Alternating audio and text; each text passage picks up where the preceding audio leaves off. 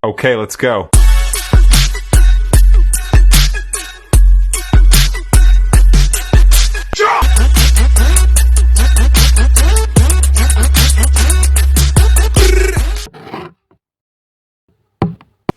Baik, selamat sore Ibu. Pertama-tama mohon maaf ya Bu mengganggu waktunya sedikit. Perkenalkan, saya mahasiswa dari kampus IKSPD Nusa Sumbawa. Di sini saya akan melakukan edukasi tentang PHBS atau biasa yang disebut dengan perilaku hidup bersih dan sehat. Nah, di sini ada medianya berupa leaflet ya Bu, boleh dilihat ya Bu.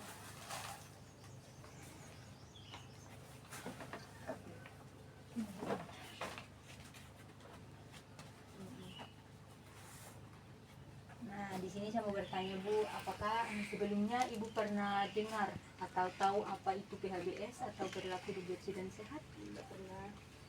Nah, perilaku hidup bersih dan sehat itu adalah tindakan di mana kita menjaga tubuh kita, lingkungan kita agar tetap hidup bersih dan sehat. Nah, di sini ada 10 tatanan perilaku hidup bersih dan sehat. Nah, yang pertama itu persalinan yang ditolong oleh tenaga kesehatan, di mana persalinan yang ditolong oleh tenaga kesehatan baik itu dokter, bidan, perawat atau tenaga medis lainnya. Nah, kenapa persalinan itu harus ditolong oleh tenaga kesehatan? Karena tenaga kesehatan itu orang yang sudah ahli dalam menangani persalinan. Nah, jika terdapat kelainan pada anak itu dapat diketahui dan segera ditolong atau dibawa ke rumah sakit.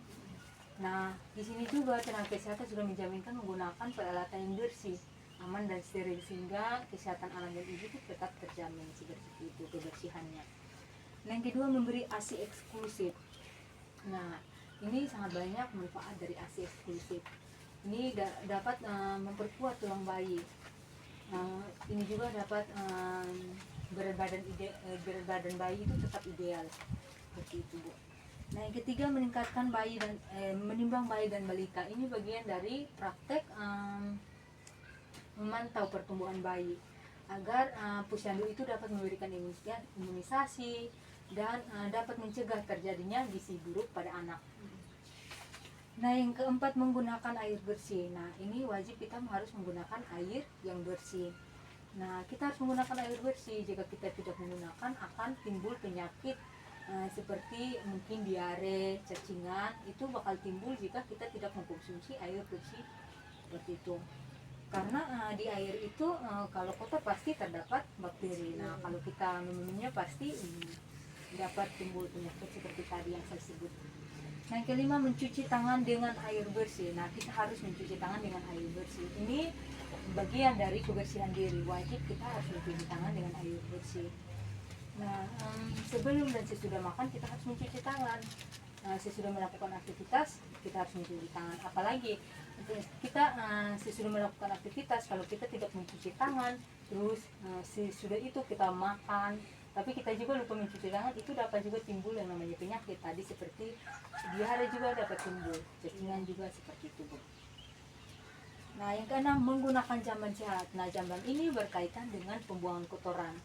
Nah, kita harus menjaga dan merawat jamban itu. Kita harus membersihkan. Nah, kita juga harus membuat jamban itu jauh dari sumber air. Minimal itu buat jambannya 10 meter dari sumber air. Agar jamban itu atau air itu tidak tercemar seperti itu. Sumber air tidak tercemar. Nah, yang ketujuh memberantas jentik. Nah, jentik itu adalah nyamuk. Kita harus memberantas jentik. Nah, bagaimana kita memberantas jentik itu? Yaitu kita harus memberantas dengan cara kita menguras atau membersihkan tempat-tempat penampungan air.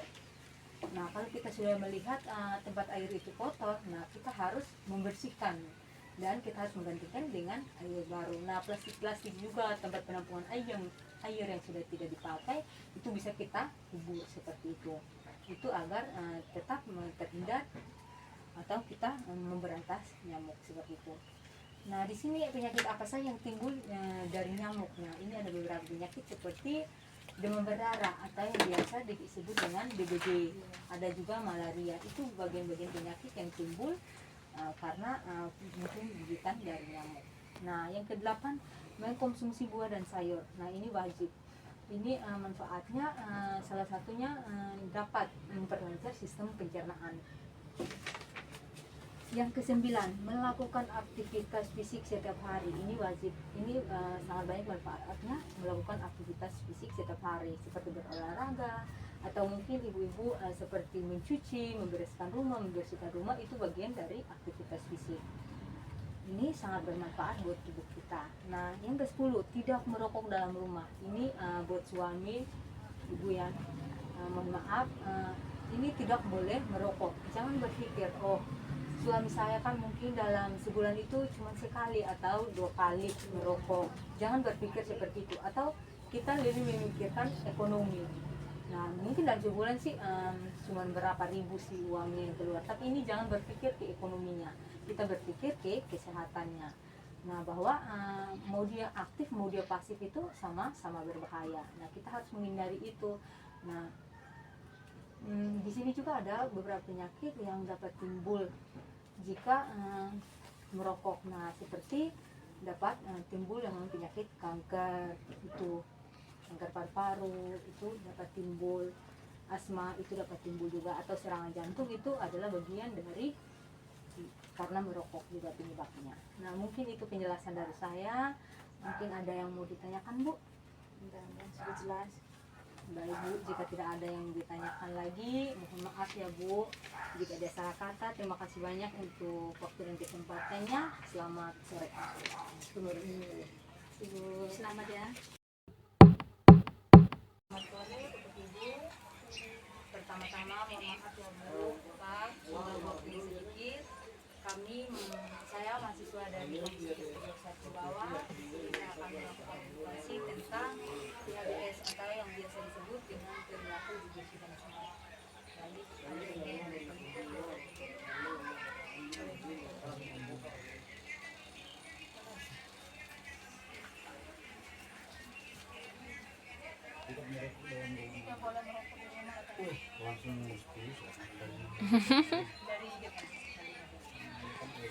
oh dari Jepang dari mana yang mau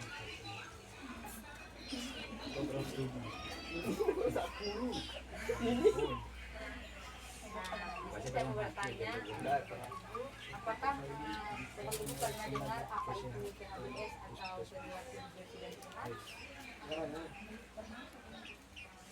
Nah, PHBS itu adalah singkatan dari perilaku hidup bersih dan sehat, di mana tindakan kita agar menjaga hidup kita itu agar tetap sehat dan bersih. Nah, di sini ada 10 tekanan PHBS. Yang pertama itu persalinan yang ditolong oleh tenaga kesehatan. Nah, di mana persalinan yang ditolong oleh tenaga kesehatan, dokter, bidan, perawat atau tenaga medis lainnya. Nah, kenapa persalinan itu harus ditolong oleh tenaga kesehatan? Karena tenaga kesehatan itu orang yang sudah ahli dalam menangani persalinan. Nah, jika terjadi kelainan pada anak itu dapat segera diketahui dan bisa dibawa ke rumah sakit. Di sini juga tenaga kesehatan itu sudah menjamin menggunakan peralatan yang bersih, aman dan steril sehingga kesehatan anak dan ibu itu tetap terjaga. Nah, yang kedua, memberi hasil eksklusif. Nah, ini sangat bermanfaat. Salah satunya ini dapat memperbaiki bayi, bersimbang bayi itu berat badan bayi itu tetap ideal. Ini manfaat dari hasil eksklusif. Nah, yang ketiga, menimbang bayi dan balita. Ini bagian dari praktek pemantauan perkembangan bayi sehingga posyandu itu dapat memberikan imunisasi dan juga dapat mencegah terjadinya gizi buruk pada anak. Nah, yang keempat ada menggunakan air bersih. Nah, di sini wajib ya Bapak Ibu, kita harus mengonsumsi atau menggunakan air bersih. Nah, jika kita tidak mengonsumsi air bersih itu dapat timbul yang namanya penyakit apa saja yang timbul jika kita tidak menggunakan air bersih. Nah, seperti diare, cacingan itu adalah penyakit-penyakit yang timbul jika kita tidak mengkonsumsi air bersih. Nah, yang kelima, mencuci tangan dengan air yang bersih dan sabun. Ini bagian dari kebersihan diri. Kita harus mencuci tangan dengan air dan sabun. Kita tetap mencuci tangan. Nah, sebelum dan sesudah makan kita harus mencuci tangan. Sesudah melakukan aktivitas kita harus mencuci tangan. Nah, setelah kita melakukan aktivitas kita tidak ketahui bahwa tadi kita memegang kotoran apa saja. Nah, Dan di ketorang itu kita ketahui bahwa terdapat banyak bakteri. Nah, pas makan kita juga harus mencuci tangan agar mencegah penyakit itu bakteri. Yang keenam, menggunakan jamban sehat. Nah, jamban sehat ini berkaitan dengan pembuangan kotoran. Nah, kita harus menjaga jamban itu, kita harus merawat agar tetap bersih. Kita harus tetap membersihkan, dan jamban juga itu kita harus membuatnya jauh dari sumber air, minimal itu 10 meter dari sumber air. Karena jika tidak jauh dari sumber air itu dapat mencemari sumber air. Yang ketujuh, memberantas jentik. Nah, jentik itu adalah nyamuk. Nah, kita harus memberantas nyamuk karena nyamuk ini sangat berbahaya. Penyakit yang ditimbulkan oleh nyamuk itu dapat berupa demam berdarah atau biasa yang disebut dengan DBD atau malaria. Itu adalah bagian dari nyamuk seperti itu, tumbuhnya penyakit dari nyamuk seperti itu. Nah, bagaimana cara memberantas nyamuk ini? Nah, kita harus membersihkan, menguras tempat-tempat penampungan air. Jika kita sudah lihat penampungan air sudah kotor, kita harus membersihkan, kita harus menguras, dan kita harus menggantikan dengan air yang baru.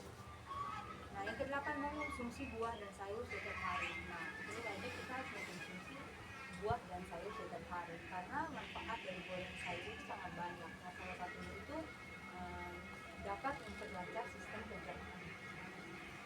Nah, yang kesembilan, melakukan aktivitas fisik setiap hari.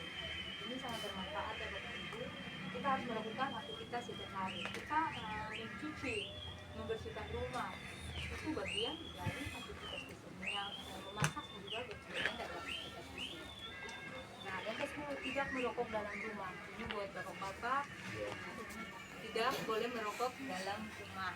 Nah, merokok itu sangat berbahaya. Jangan berpikir bahwa dalam sebulan itu mungkin cuma sekali, 2 kali kami merokok, dan sebulan cuma 1 juga rokok gitu.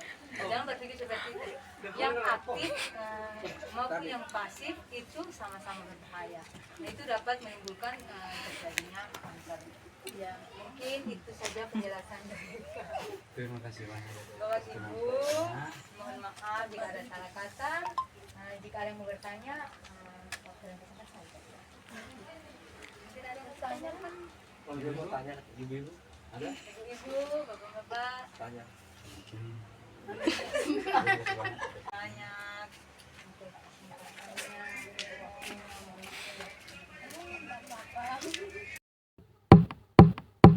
Baik, selamat sore Ibu. Pertama-tama mohon maaf ya Bu dengan waktunya sedikit. Perkenalkan kami mahasiswa dari kampus 3 Sebagian Besar Sumbawa. Di sini saya akan melakukan edukasi tentang PHBS atau yang biasa yang disebut dengan perilaku hidup bersih dan sehat. Nah, di sini ada medianya berupa leaflet ya Bu, boleh dilihat-lihat. Terima kasih.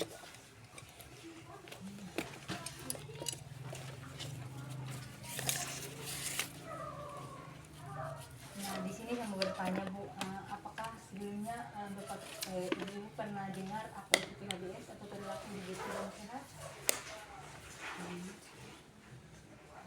Nah, perilaku hidup bersih dan sehat itu dimana tindakan kita untuk tetap menjaga hidup kita, tubuh kita agar tetap bersih dan sehat. Nah, di sini juga ada 10 tatanan perilaku hidup bersih dan sehat. Nah, yang pertama itu persalinan yang ditolong oleh tenaga kesehatan. Nah, pertanyaan kenapa persalinan itu harus ditolong oleh tenaga kesehatan? Karena persalinan tenaga kesehatan itu orang yang sudah ahli dalam menangani persalinan. Nah, jika terjadi kelainan pada anak itu tenaga kesehatan dapat segera ketahui dan juga dapat segera ditolong dan mungkin dibawa ke puskesmas atau rumah sakit umum. Seperti itu. Nah, di sini juga tenaga kesehatan sudah menjamin peralatan yang mereka gunakan itu sudah aman, bersih dan steril, sehingga kesehatan anak itu tetap terjaga seperti itu. Yang kedua itu memberi ASI eksklusif. Nah, ASI eksklusif ini untuk Ibu tahu. Nah, ASI eksklusif itu ASI yang diberikan langsung oleh anak dari ASI ibu. Seperti itu. Nah, ini sangat banyak manfaat. Salah satunya itu seperti menguat kekebalan tubuh. Ya, dapat memperkuat tulang bayi juga, dapat meningkatkan kecerdasan bayi, kestabilan pertumbuhan bayi seperti itu, berat badan bayi tetap ideal seperti itu. Nah, yang ketiga itu menimbang bayi dan balita. Nah, menimbang bayi balita ini adalah bagian dari praktek pemantauan pertumbuhan bayi seperti itu, agar kita tetap ketahui, kita pantau pertumbuhan bayi. Nah, sehingga bayi itu Posyandu itu dapat memberikan imunisasi, dan Posyandu juga dapat mencegah terjadinya gizi buruk pada anak seperti itu. Nah, di sini yang keempat ada menggunakan air bersih. Nah, kita wajib menggunakan air bersih. Nah, kita harus mengkonsumsi air bersih. Nah, jika kita tidak mengkonsumsi air bersih, itu dapat menimbulkan penyakit. Nah, penyakit apa saja yang timbul jika kita tidak mengkonsumsi air bersih? Itu seperti diare. Itu dapat timbul jika kita tidak mengkonsumsi air bersih. Nah, kan jika air itu tidak bersih, pasti air itu terdapat banyak bakteri. Nah, jika kita meminumnya pasti sakit perut ya. Nah, itu dapat timbul yang namanya diare. Yang kelima, mencuci tangan dengan air bersih dan sabun. Nah, ini wajib ya. Ini adalah bagian dari kebersihan diri. Kita harus mencuci tangan dengan air bersih. Sebelum dan sesudah makan itu kita harus mencuci tangan. Sesudah melakukan aktivitas fisik juga kita harus mencuci tangan. Nah, karena kita tidak ketahui setelah kita melakukan aktivitas tadi kita memegang kotoran apa saja. Dan kita ketahui bahwa di kotoran manapun pasti terdapat banyak bakteri. Nah, kita harus mencuci tangan. Apalagi sebelum dan sesudah makan kita harus mencuci tangan. Yang kedelapan, mengkonsumsi buah dan sayur. Nah, ini wajib kita mengkonsumsi buah dan sayur. Nah, minimal dalam sehari itu 3 porsi sayur dan 2 porsi buah. Ini manfaatnya juga dapat memperlancar sistem pencernaan. Nah, yang ke-9, melakukan aktivitas fisik setiap hari. Ini seperti itu ya, berolahraga. Nah, kita memasak saja, mencuci, membersihkan rumah itu bagian dari aktivitas fisik. Itu sangat bermanfaat buat tubuh kita seperti itu. Yang ke-10, tidak merokok dalam rumah. Ini permisi buat suami dan ibu. Suami dan ibu tidak boleh merokok di dalam rumah, karena merokok itu berbahaya. Jangan berpikir bahwa suaminya saya kan dalam sebulan mungkin cuma sekali atau 2 kali merokok. Tapi di sini yang pasif maupun yang aktif itu sama-sama berbahaya. Itu dapat menimbulkan penyakit seperti kanker. Nah, mungkin itu saja penjelasan dari saya. Mungkin ibu-ibu ada yang mau bertanya, saya persilahkan. Terima kasih. Itu aja sudah dijelaskan semua, sudah kita paham. Baik, jika sudah paham, sekali lagi mohon maaf ya Bu, jika ada salah kata. Terima kasih banyak sudah memberikan waktunya. Selamat sore.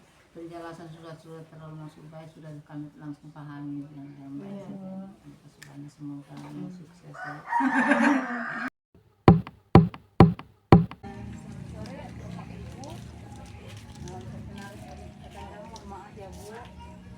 Sedikit memperkenalkan kami mahasiswa dari kampus Kediri Sumbawa. Di sini saya akan melakukan edukasi tentang perilaku hidup bersih dan sehat. Nah, di sini ada medianya berupa liquid ya. Boleh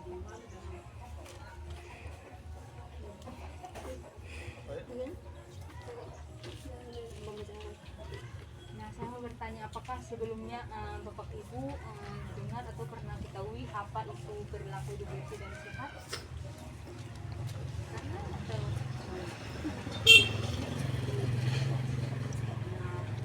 PHBS itu adalah singkatan dari perilaku hidup bersih dan sehat, di mana di situ kita melakukan tindakan untuk menjaga tubuh kita agar tetap sehat dan bersih. Nah, di situ juga ada 10 tatanan PHBS. Nah, di sini ada yang pertama, persalinan yang ditolong oleh tenaga kesehatan. Nah, kenapa persalinan harus ditolong oleh tenaga kesehatan? Karena tenaga kesehatan itu orang yang sudah ahli dalam menangani persalinan. Nah, jika terdapat kelainan itu dapat segera diketahui dan dapat ditolong dan dapat segera dibawa ke puskesmas atau rumah sakit. Nah, persalinan yang ditolong oleh tenaga kesehatan juga, tenaga kesehatan sudah menjamin menggunakan peralatan yang bersih, aman dan steril, sehingga kesehatan anak dan ibu itu terjamin. Yang Yang kedua, memberi ASI eksklusif. Nah, memberi ASI eksklusif ini sangat bermanfaat. Salah satunya itu dapat pembentukan tulang bayi. Ini adalah yang ketiga, menimbang bayi dan balik kantong. Nah, ini adalah praktek kita untuk memantau pertumbuhan bayi agar bayi itu tetap mendapat imunisasi dan kita dapat ketahui apakah terjadi stunting sehingga kita mencegah terjadinya gizi buruk.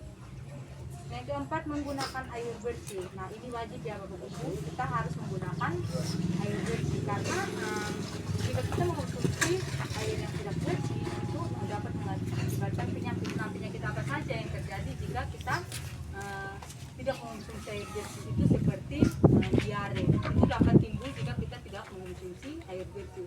Kan kita tidak ketahui bahwa di air itu terdapat banyak bakteri. Jadi kita harus mengonsumsi air yang bersih. Yang kelima, mencuci tangan dengan air bersih dan sabun. Ini adalah bagian dari kebersihan diri. Kita harus mencuci tangan sebelum dan sesudah makan. Dan kita juga harus mencuci tangan sesudah melakukan aktivitas. Kita kan tidak ketahui tadi saat kita bekerja kita memegang kotoran apa saja. Nah, kita ketahui bahwa di kotoran itu terdapat banyak bakteri. Nah, kita harus mencuci tangan. Dengan cara itu kita akan mencegahnya, mencegah terjadinya diare. Yang keenam, menggunakan jamban sehat. Nah, jamban sehat ini berkaitan dengan pembuangan kotoran ya Bapak. Nah, kita harus membuat jamban ini, membuat kamar mandi ini jauh dari sumber air. Minimal itu 10 meter dari sumber air ini agar tidak dapat mencemari sumber air seperti itu. Yang ketujuh, memberantas jentik. Nah, jentik itu adalah nyamuk. Kita harus memberantas jentik. Nah, bagaimana cara kita memberantas? Yaitu kita harus menguras dan membersihkan tempat-tempat penampungan air. Kalau kita sudah lihat bahwa penampungan air itu kotor, kita harus menggantinya dengan air baru. Kita harus membersihkannya seperti itu. Nah, penyakit apa saja yang ditimbulkan oleh nyamuk? Nah, penyakit yang ditimbulkan itu seperti DBD atau yang biasa disebut dengan demam berdarah, malaria. Itu adalah bagian dari penyakit yang timbul dari nyamuk. Nah, di sini ada mengkonsumsi buah dan sayur setiap hari. Nah, ini wajib ya Bapak Ibu, kita harus mengkonsumsi buah dan sayur setiap hari. Minimal itu dalam sehari 3 porsi sayur dan 2 porsi buah-buahan.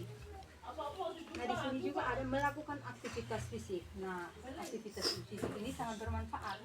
Seperti apa aktivitas itu? Nah, seperti kita mencuci baju, membereskan rumah, membersihkan rumah, itu bagian dari aktivitas fisik. Memasak itu bagian dari aktivitas fisik. Nah, 10, tidak merokok. Nah, ini buat bapak-bapak dan ibu suami dari ibu-ibu, kita tidak boleh merokok karena merokok itu berbahaya. Jangan berpikir bahwa merokok itu tidak berbahaya. Saya kan jangan berpikir seperti saya kan tidak aktif dalam merokok. Saya mungkin dalam sebulan itu cuma 2 kali atau sekali merokok. Nah, itu di sini yang aktif maupun sama-sama berbahaya. Nah, di sini ada macam-macam penyakit yang ditimbulkan oleh jika kita merokok. Nah, salah satunya seperti dapat timbul campak. Mungkin itu saja penjelasan dari saya. Mungkin ada yang mau bertanya dari Bapak Ibu, saya persilakan.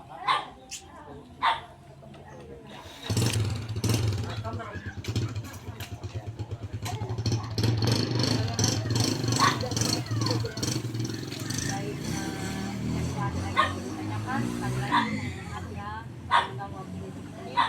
Mungkin itu saja dari saya. Selamat sore.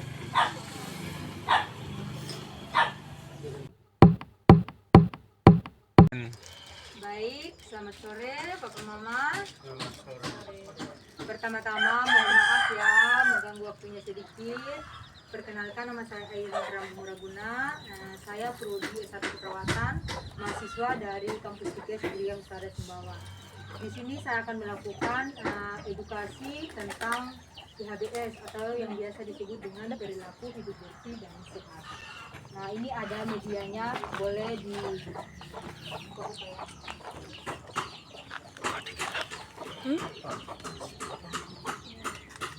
Oke, apakah sebelumnya Bapak Ibu pernah dengar apa itu PHBS atau perilaku hidup bersih? Tidak pernah dengar. Oke. Nah, PHBS itu adalah singkatan dari perilaku hidup bersih dan sehat. Nah, di mana tindakan kita untuk berperilaku hidup bersih dan sehat, kita menjaga tubuh kita agar tetap bersih dan sehat. Nah, di sini ada 10 tatanan PHBS. Yang pertama, persalinan yang ditolong oleh tenaga kesehatan. Artinya, persalinan yang ditolong oleh tenaga kesehatan baik dokter, bidan, perawat atau tenaga medis lainnya. Nah, kenapa persalinan itu harus ditolong oleh tenaga kesehatan? Karena tenaga kesehatan itu orang yang sudah ahli, yang sudah mendapatkan pendidikan tentang persalinan. Jadi mereka bisa dapat menolong, membantu persalinan seperti itu. Nah, di sini juga jika terdapat kelainan di situ dapat diketahui dan dapat segera ditolong. Bisa dirujuk ke puskesmas atau rumah sakit. Nah, jika di sini juga tenaga kesehatan sudah menggunakan alat yang bersih, steril dan aman sehingga terjamin kesehatan ibu dan anak seperti itu. Yang kedua ada memberi ASI eksklusif. Nah, ini sangat penting. Ada beberapa manfaatnya. Salah satunya ini dapat memperkuat tulang bayi. Yang ketiga menimbang bayi dan balita. Menimbang bayi dan balita itu ini adalah praktek untuk memantau pertumbuhan bayi agar dapat puskesmas itu dapat memberikan imunisasi untuk bayi dan dapat mencegah terjadinya gizi buruk. Yang keempat, menggunakan air bersih. Nah, kita ketahui bersama bahwa air bersih itu sangat kita butuhkan. Kita harus mengonsumsi air bersih. Jangan sampai kita mengonsumsi air kotor. Karena kalau air kotor itu banyak terdapat bakteri. Kita harus mengonsumsi air bersih agar terhindar dari penyakit. Nah, penyakit apa saja yang timbul jika kita tidak mengonsumsi air bersih? Salah satunya seperti diare.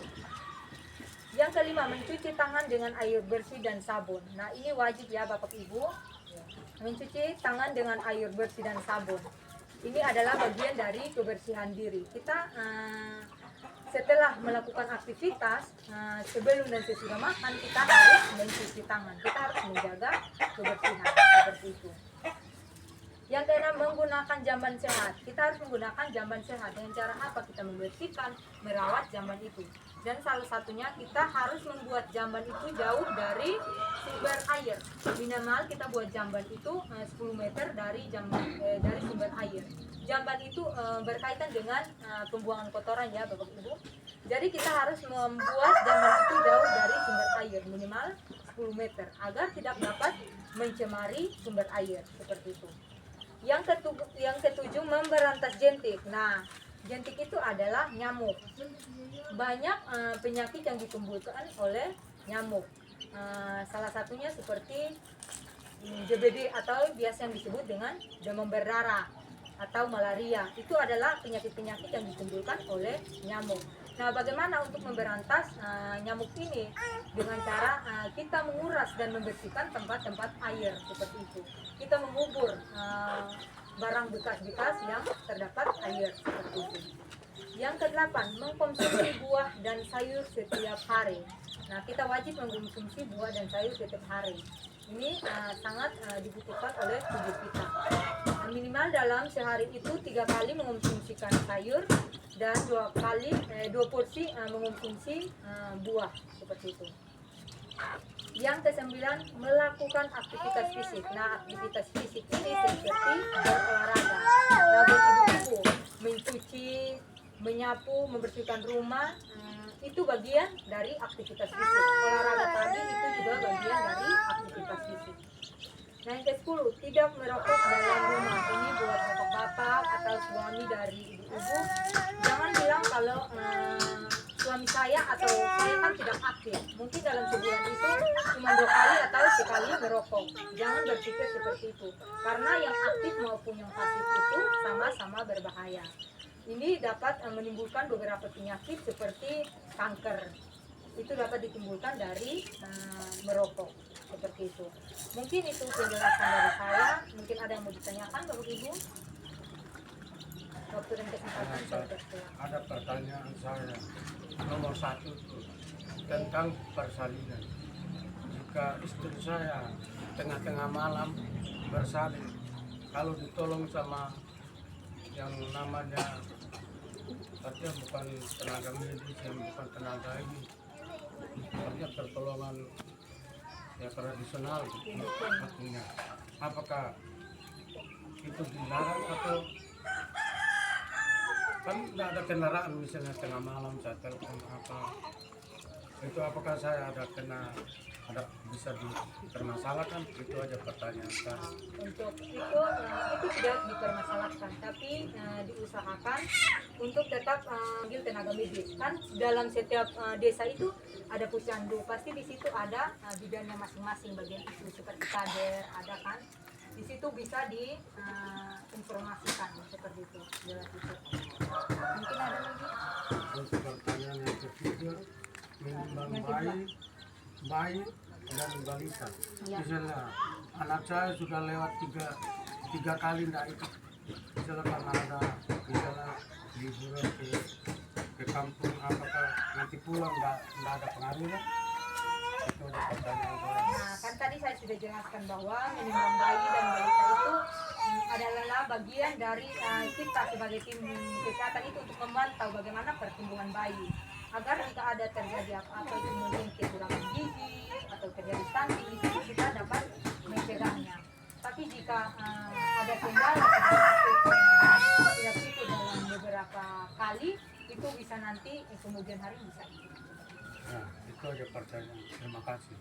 Mungkin jika tidak ada lagi, terima kasih untuk waktu dan kesempatannya. Mohon maaf jika ada salah kata. Selamat sore. Selamat sore.